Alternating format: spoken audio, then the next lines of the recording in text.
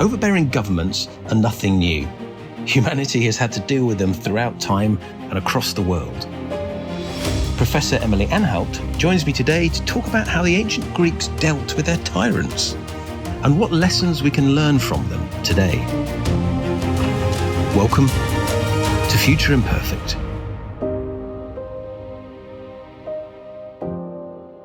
Hello, my name is Emily Anhalt. I teach classical languages and literature at Sarah Lawrence College in Bronxville, New York. I hold a PhD in classical philology from Yale University.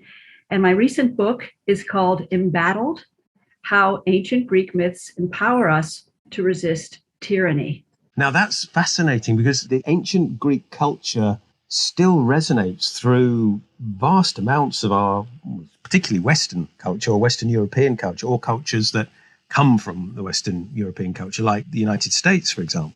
So do you want to tell us a bit more about that? Because it's a very wide period in history, isn't it? Well, I can also sort of tell you how I started thinking about this project. Classics tends to be a very insular field, and classicists tend to be thinking about these texts, but not necessarily communicating what they're thinking to the wider world. But as you say, these texts do resonate throughout our own culture and literature.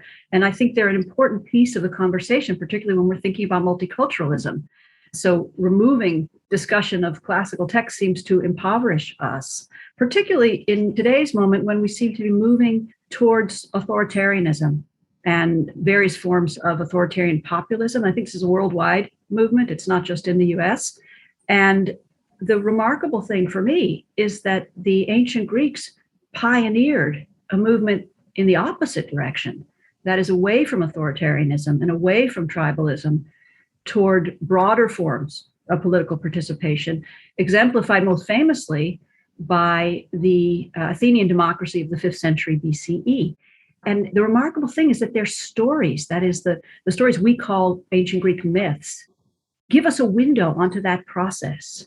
What is it people need to be thinking about and valuing and prioritizing in their own lives and in looking at the way other people are behaving in order to have a successful movement towards broader political participation? So I began to focus on the archaic myths, the stories told in the Homeric epics and in Greek tragedies later on. There's a big gap. There's a good 250 years between the earliest formulation of the Homeric epics and the tragedies. So we can see how these stories were continuously evolving and revising attitudes. Obviously, when we look back at the past, we tend to put things into broad categories, which do encompass, in many cases, multiple centuries. And of course, if we look back on our recent past, it would be really weird to summarize the 20th century of Western culture in a few words or, in a few generalizations. But I suppose the further back we go, we have sort of less to go on in some ways. Do we have a clue how much text is actually missing? Well, part of the problem is that these texts have often been co-opted in the service of oppressive regimes. And they have been used to justify all sorts of forms of subjugation, colonialism, imperialism, and so forth. But if we go back to the actual Greek texts, we can see that what they are doing is challenging some of these conceptions about how people are behaving in the world. And this brilliant insight that they had that tyrannical behavior is actually self-defeating, not just horrible for the people who are victimized by it. It's not in your own best interest to behave tyrannically or to facilitate tyrannical behavior. But back to your question, I didn't really answer your question about the paucity of the surviving material. For me, the great tragedy of Greek tragedy is that maybe 3 to 10% of the tragedies that were performed in ancient Athens have survived to this day. Wow. That's just a tiny fragment. We only have complete works from 3 tragedians, Aeschylus, Sophocles, and Euripides, and there were many other tragedians. Just to give you an example of how skewed our surviving sample may be, the play that's probably the most well-known that we know as Oedipus the King or Oedipus Rex, that play won 3rd prize the year it was performed, 3rd out of 3. That's like coming in 2nd at a football game. So this is a problem. We are definitely looking at a small sampling. So we know it came 3rd out of 3 because we have a reference to that competition. Exactly. That's another really interesting feature of Greek culture. It was an incredibly competitive culture, but they had this realization that physical competition would inevitably be destructive. And you can see this in the Homeric epic, the conception of victory, that I win, you lose, and somebody inevitably suffers. But then they had this recognition that you could have verbal competition, and that could be constructive, and everybody could benefit from a resolution that was arrived at verbally. And this, of course, is the basis of democratic thinking, right? We have to recognize that we need to resolve our conflicts using words, not swords. And we can see that in these works. Where did these ideas come from? Do we know? Do we have a clue? Did they sort of arrive to the Greeks sort of uniquely, or did it come from other places and Greece just focused and built them up? Or so we have these tales that we call the Homeric epics, the Iliad and the Odyssey. And the remarkable thing, the scholarly consensus is that these tales originated as oral stories that were just sort of told at gatherings, family gatherings or tribal gatherings, over centuries, many centuries evolved. We don't know when they first began to be told. There may be some kernel of historicity to this tale of the Trojan War. There may have been some probably much smaller expedition than the stories have it of Greeks against Trojans. But the stories they weren't actually written down until sometime in the 6th century BCE. They probably coalesced into something very much like the Iliad and the Odyssey in the 8th century BCE. So they were still being revised, if you will, until they were fixed as fixed texts sometime in the 6th century BCE. And we don't even know exactly when that was. At that point, though, they stopped evolving substantially. Now, when the tragedians came along, they drew on this wealth of precursor material, and we can see glimpses of it. There are glimpses, there's a small reference to Oedipus in the Odyssey. There are references to other plots of Greek myths. We have them sort of in very cryptic form. And so we know that these stories were there. But for the Greeks, this was their history until historians in the 5th century BCE drew a line in the sand and said, wait a second, these tales happened too long ago to be verifiable. So I'm going to write about things that I've seen or known myself or have heard from eyewitnesses, because those I can fact check. And even that concept of verifiability as a criterion for truth, that is something that we owe to the ancient Greeks. That's fascinating, because the medieval mind did seem to very much mix up myth, legend. I mean, you've got the Judeo-Christian tradition overlaid on pagan elements. You've got the idea that these places really exist in the world. You've got ideas that Jerusalem is the physical center of the world because it has to be, because that makes lots of sense in the Judeo-Christian tradition. And Eden is to the east, and you can get to heaven physically. And if you actually were to sit down and analyze it, it doesn't make any sense at all. It's a sort of brilliant melange of ideas. And there's things like the Mappa Mundi, which were basically tourist attractions for cathedrals, that have these things literally drawn out for people to see. And so it appears that the Greeks were sort of very aware of the fictionalization of history. As you said, that there's this point at which they went, hang on, this could all just be made up. We can only really write about what we actually know. Is that a thing that they did? I don't think it was such a dividing line. I think even once you introduce that principle of verifiability, you don't instantly get adherence to that view. So the notion that these stories that have been swirling for centuries, that you've known forever, and your grandfather and your great-grandfather knew them, they don't just disappear as valid history. But I think you begin to see that looking at things that you can verify, that there's value to that.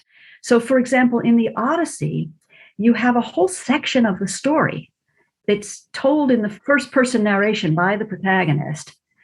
And it introduces the idea of the unreliable narrator, because most of the really fanciful elements in that story, the third-person narrator never vouches for. So you begin to cultivate this ability to be skeptical. Odysseus describes a trip to the underworld and back. Really? You believe that? So I think there's this opportunity to cultivate that ability to assess the facts on their merit. And that is such a fundamental feature of democratic society. Autocrats want us to just accept what we're told and not be skeptical, not be questioning. Absolutely. Well, they want to undermine educational principles, not even the evidence we have. They literally don't want you to know that there might be other viewpoints because it's easier to control people, I suppose, that way. Exactly. And so like the Greek stories include supernatural elements. And one of the things that I notice with my students is a very challenging aspect of, for example, the Homeric epics. The gods are so prevalent in these stories. I have students tell me, oh, the gods do everything in the story. But if you look closely at the narrative, all of the plot points turn on human choices and human decisions. And one of the major contributions that these stories make to our lives is to remind us that we ourselves are most responsible for our own decisions and the consequences of those decisions. For the Greeks, the gods provide sort of a framework in which you have to operate. I liken the gods to what we might call the physical laws of the universe. So, for example, Apollo doesn't care whether you believe in him or not. Apollo just is. Apollo is like gravity. You can ignore gravity all you want. You can deny its existence. But if you fall out of an 8th-story window, you're going to hit the ground just as hard as someone who believes in gravity. So that's not the point. The point is you have to operate within these constraints. And what the Greeks thought of as their history, that is the fall of Troy, the wanderings of Odysseus, scholars tend to think of these as the poetic tradition.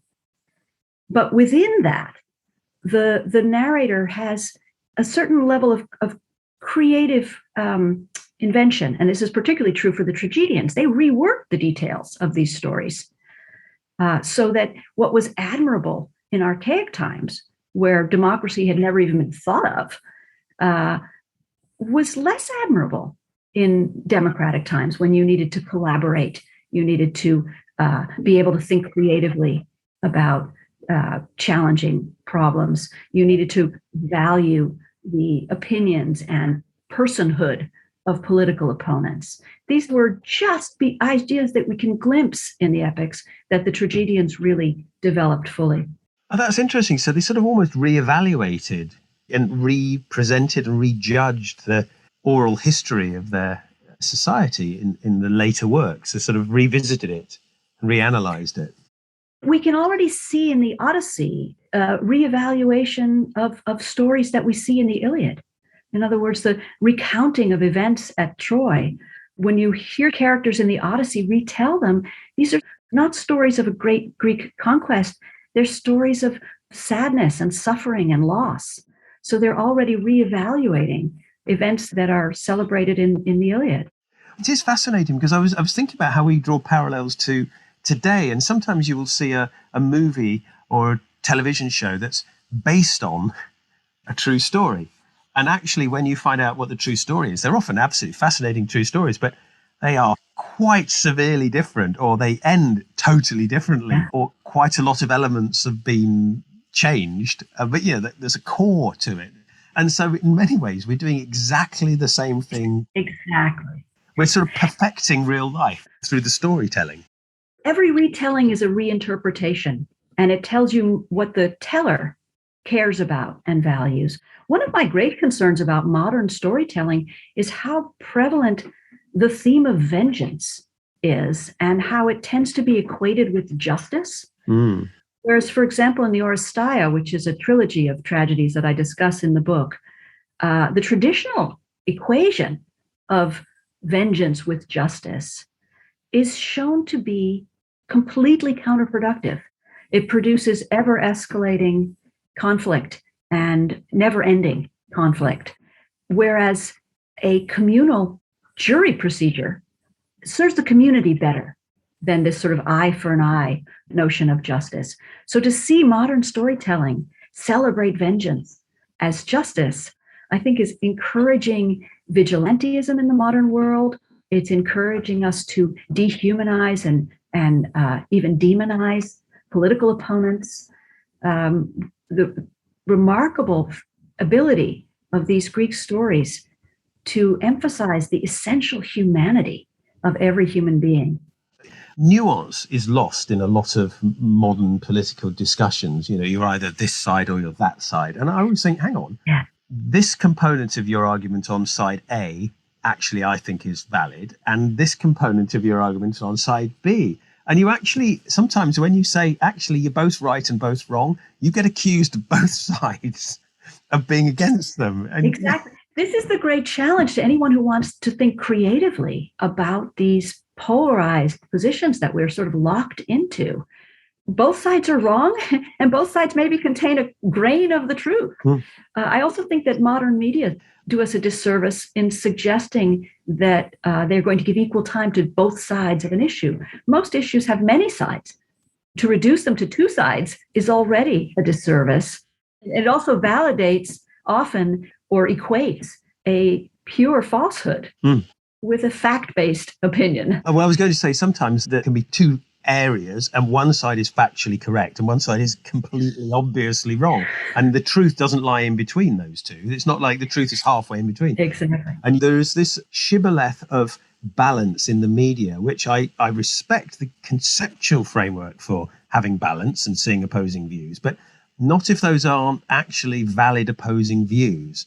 You know, we're not having a discussion about whether we should have pineapple on pizza, for example, because that's a personal choice. You know, we're discussing things like climate change or whatever, where the vast bulk of consensus is in one direction and a few fringe voices often funded by vested interest are in another. And it's the sort of the same. And if you look at smoking, how smoking was defended by the industrial complex around it, literally the same techniques of undermining the opponent's argument or suggesting that there are, you know, differences of opinion. You must trust my opinion. It's like, well, no, you can have an opinion, but they're not necessarily congruent with the truth. People are allowed to have opinions, but some of those opinions are patently absurd and really, in an honest and democratic society, should be called out along with evidence that proves them to be absurd. It's very strange. You sometimes get a scientist who's studied for many, many decades a particular subject and a person with what might be termed an odd view based on very little substance. And you can see the scientist is sitting there going, I don't know why I'm bothering having this conversation. It'd be like me trying to play chess with a grandmaster. I know the basic rules of chess, but I am rubbish at chess. I would not say, well, actually, I think you'll find you should play chess this way. And they'd be looking at me going, you're just wrong. It's not even a discussion to be had. You just don't know what you're talking about. And I do think the media should encourage nuanced discussions, but that doesn't make for sound bites. That doesn't make for headlines scrolling along the bottom of the screen. Doesn't sell advertising, doesn't get people to tune in. No. Yeah. One of the wonderful things about the ancient Greeks was this openness to diverse opinions, but always with the recognition that you have to evaluate them on their merits, that not all opinions are equally valid, equally fact-based, but only if you hear them all, you make an informed judgment and assessment, of course. And that is the fundamental skill that we have to cultivate as citizens of a democratic society. We have to be able to evaluate qualities of leadership, qualities of policies. So we have to become fact-based, open-minded, evaluative thinkers. We have to make the effort to think about these things as well. That's one of the curses, perhaps, of our modern age, where very few people are destitute, but most people have got an excess, certainly in the Western world, of things. We're mostly warm, we're mostly sheltered, mostly well fed. Convenience is valued above all else. You know, convenient food, convenient data, media, convenient communications. And I wonder whether with convenience comes the simplification of arguments as well. Here's the position you should adopt, not here's an opinion which you now have to analyze and think about. Here's the position. You're on team A or you're on team B. And, you know, you listen to conversations or observe conversations on social media and you think, why have you got so angry so quickly? I'm just asking a question. You know, I'm not saying you're right or wrong. I'm saying, well, that's really interesting. Do you have any evidence to back that up? Are you saying I'm a liar?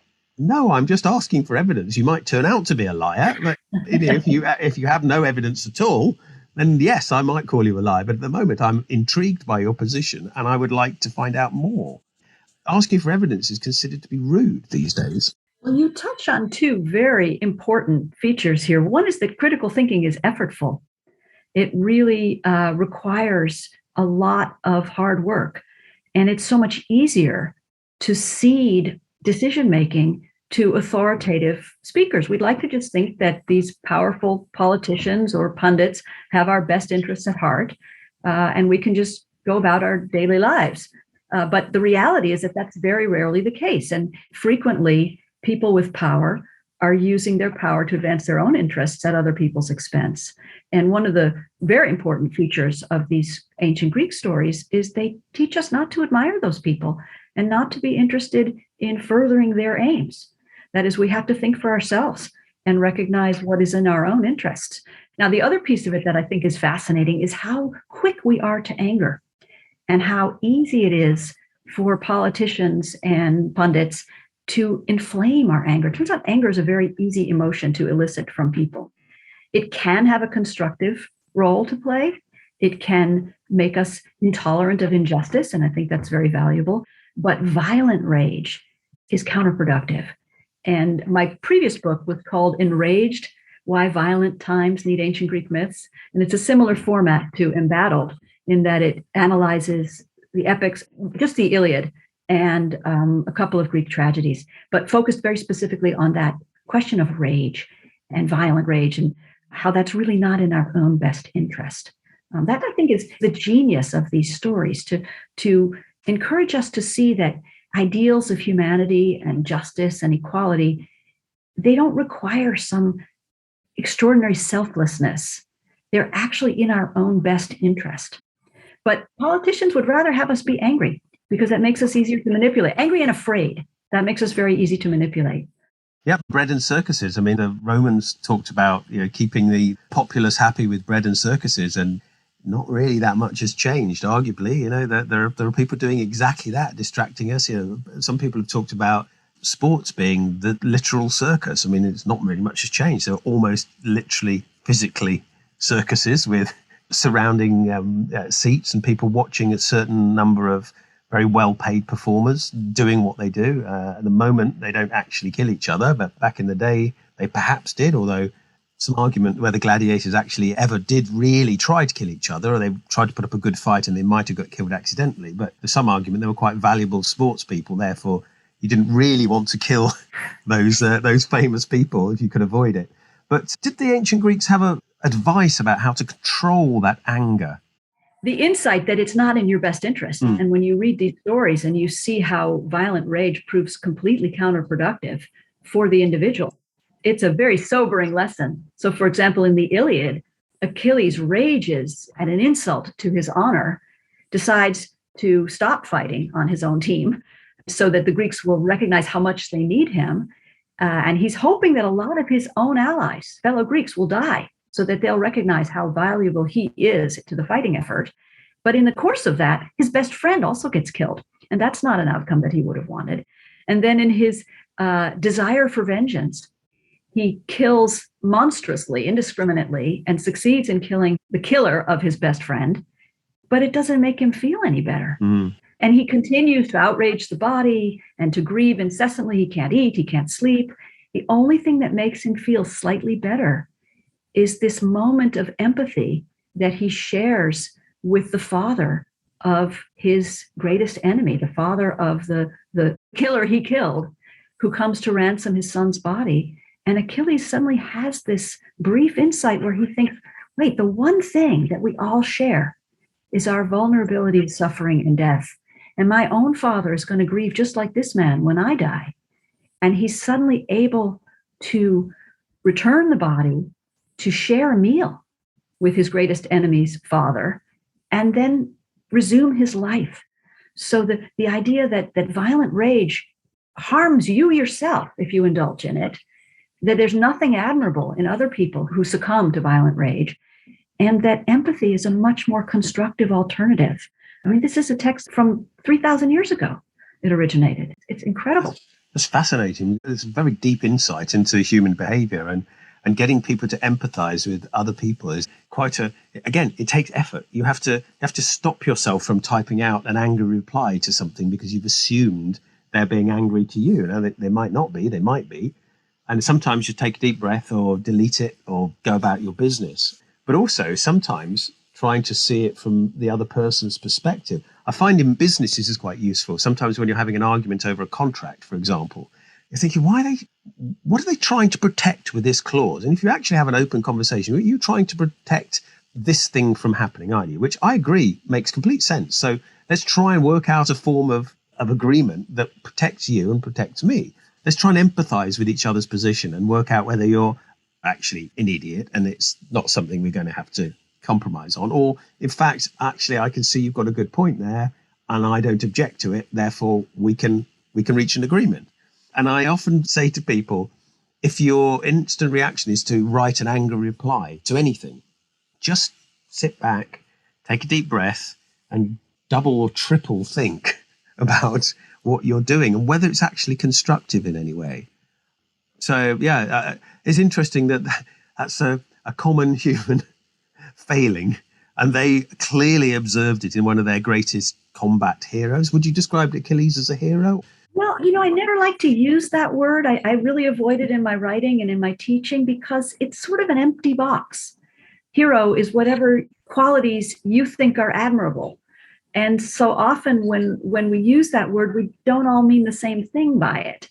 So I prefer to think he's definitely the leading protagonist in the Iliad. Right. And he is, by all accounts, the greatest fighter in the contest. He has the greatest military skill, martial skill. But of course, Odysseus offers a different model of military skill because he's the great strategist. And he ultimately, not Achilles, is responsible for the fall of Troy because he creates the deception that enables the Greeks to storm the citadel. So even that question of what constitutes a great warrior or a great leader, we have various models for that. From the earliest accounts, the Greeks recognized that great skill involved both physical prowess and verbal prowess. That is, the ability to be effective in deed and in word, in battle and in counsel. And these, I think, are important attributes, especially as now, our weaponry is so phenomenal. We can't lean into the violent military conflict. We need to focus on our verbal abilities. And when you talk about like a business deal, the most durable deals are the ones where everyone benefits. Everyone gets what they want. If you walk away from a business deal and you think, I really got the better of that guy, that's not likely to be a durable arrangement. As soon as that other person can get out of the contract, they will, yes, because it's not serving them well. But if you can negotiate a deal where everybody feels that they get what they wanted, and that, of course, is a model for political negotiation as well. And it's usually how all of these things are settled, unless one side is grotesquely, disproportionately powerful than the other. And even in those circumstances where one side absolutely kind of crushes the other, unless they destroy the other, there is often a reversal. I mean, and again, the Greeks would talk about this, I'm sure, but just because you've defeated somebody doesn't mean it's over, because they will try to restore the balance, if you like. Well, that's the great point about vengeance, right? So one day you're the avenger, the next day you're the victim of the next avenger. And this was something, the precariousness of human fortune is a theme that runs through the Odyssey. And it's one of the greatest arguments for treating people in your power well, because you never know when the tables will be turned and you yourself will become the victim of somebody else who's using their power oppressively. And blood feuds, for example, are those crazy things. Sometimes you look into these and nobody actually knows why they hate that other group. But it's traditional. We raid them and we murder them because they're bad. And they did the same to you. And when did this start? Right. Generations ago. And nobody has a clue and nobody cares. They're just caught up in this cycle of violence. And as you say, it is incredibly destructive. It's very hard sometimes to walk away from that kind of conflict. Again, it requires effort. One of the features is thinking and considering evidence and not reacting with anger requires more energy, actually. There's this wonderful scene in the Iliad where two warriors, a Greek warrior and a Trojan warrior, meet in battle. And one of them is celebrated as really a phenomenal warrior. And the Greek warrior is just going to destroy the Trojan warrior. But as they approach one another, the Greek calls out, "Who are you?"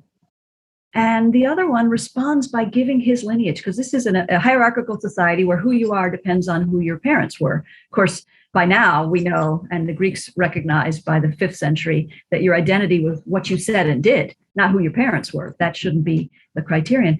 But these two guys talk to each other. And what they discover is that their ancestors, their great-great-grandfathers, had hosted one another in their homes. So what this means is that they themselves have inherited this relationship, what the Greeks called guest friendship, which is a system of obligations governing the relationship between guests and hosts. So they themselves are guest friends to one another. So they decide not to kill each other, and instead they exchange armor so that everyone will know that they're guest friends with one another, and they part as friends. And what this scene shows you is just sort of the fundamental basis for democratic government. Now, this is way before anyone had ever thought of democracy, but what you see is two people ready to kill each other who instead talk to one another, find out lots of things about their history and why they're each there, and then make a decision to honor a moral obligation. So they've inherited this guest friendship relationship, but they have to choose to honor it. That's a choice. And this is the basis for any kind of negotiation. That is, recognizing the essential humanity of the person you're dealing with, seeing where you have common ground, where you don't, and then making a choice to honor your obligations to one another. I mean, if it didn't happen for real, it would be a great shame. But you can actually imagine that sort of thing happening, because the combat was much more personal and close, and introducing yourself and who you were, again, very medieval, medieval heraldry and proclaiming your lineage and that kind of thing was sort of very much part of male and female identities to a certain extent. And I can almost imagine that being a fictionalized version of something that probably did happen. It's a great story, and it's a constructive story. It's not a story about somebody going out and pursuing vengeance and then feeling great after he avenges the death of some loved one, because that's not real. That's not what happens. If you suffer a loss and someone else is responsible, you can inflict all the harm on them you want. It won't bring back your beloved person. The reality is that vengeance is irrational and it's not emotionally satisfying. Whereas so many other ways that we can interact with one another are healthful and emotionally satisfying. I think the reason for that is that scriptwriters are getting caught up in the same kind of revenge tropes, and it gives a sort of a simple form of direct motivation to a protagonist in modern storytelling. I wonder if we've kind of got a very reductive notion. There's always good guys and bad guys in our modern stories, and the Greek stories are much more complex. There are just a lot of guys and very few women doing good and bad things. And what they do is they evoke our evaluative capacity as viewers, as audience members. It's our responsibility to assess the actions, because the characters don't necessarily see the consequences of their own choices. But it's not easy to say, well, is Achilles a good guy or a bad guy? Is Odysseus a good guy or a bad guy? Well, it's complicated. Odysseus's name itself comes from a Greek word that means to hate and to be hateful. So his name is kind of a combination of, it's a little bit like the English hateful. If someone is hateful, they are filled with hate, but they are also hated. So Odysseus, he's a role model and he's also a problem. The complexity of these stories, I think, really challenges us to bring our intellectual capacities to bear, particularly because these are not stories about us directly. So we don't have a vested stake in the outcome, and we can be more objective about how the characters are behaving. Many of the characters say, well, God made me do it. But we can see that, no, God made you do that. You chose that on your own. The gods are just there kind of watching, enjoying the fun.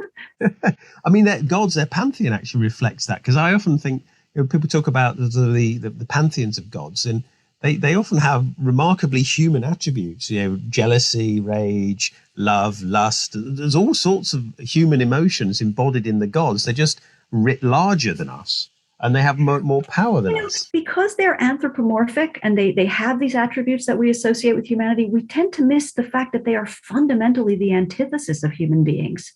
Why? Oh, yes, go on. Because they don't die.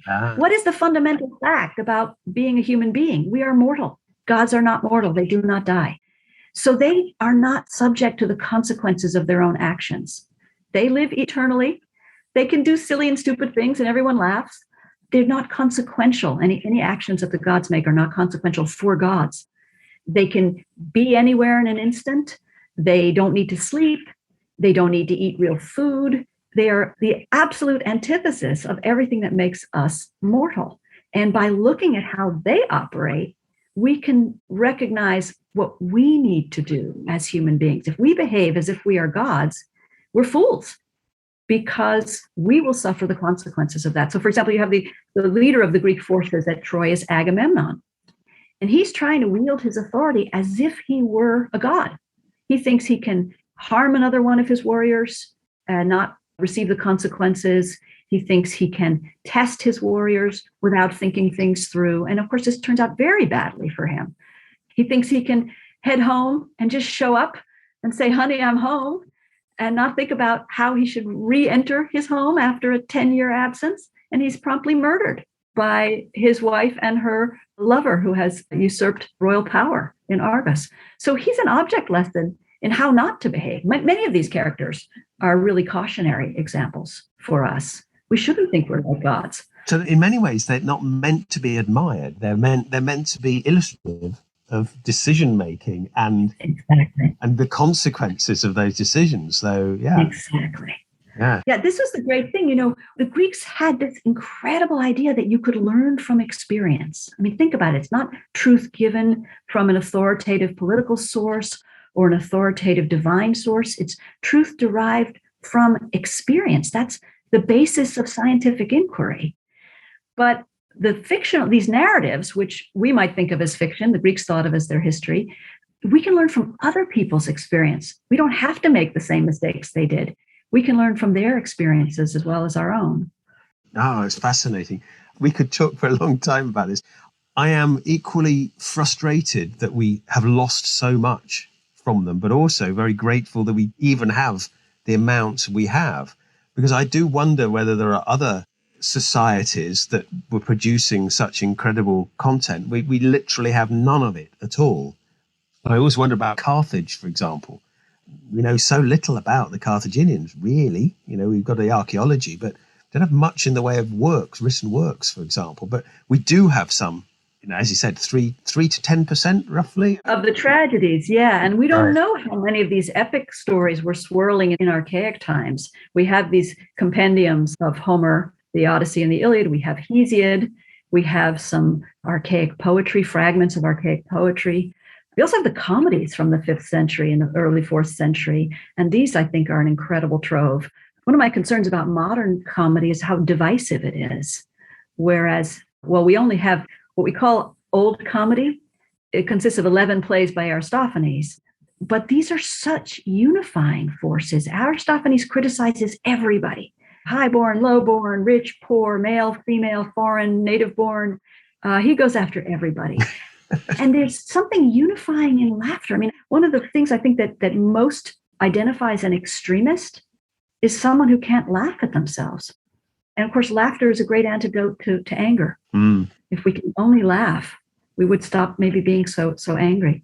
So yeah, I would love to do another project of this sort on Aristophanes. And my next project is going to be on Herodotus, who was a 5th century historian, 5th century BC historian, who introduced this concept of verifiability. He doesn't always adhere to it, but he coined the term historiae, where we get our word history, which was an inquiry into the facts so as to make a rational assessment or evaluation.